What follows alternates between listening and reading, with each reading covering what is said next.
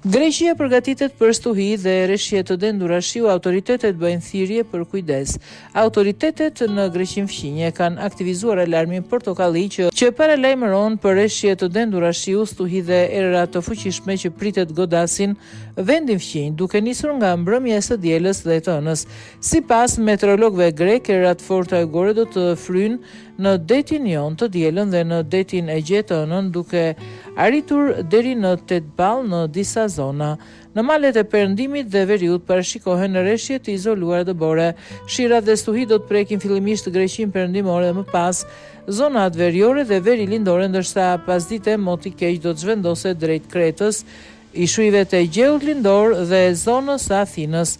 E diela do të jetë pjesërisht me vranësira dhe rreshje të shpërndara në disa zona lindore dhe veri lindore.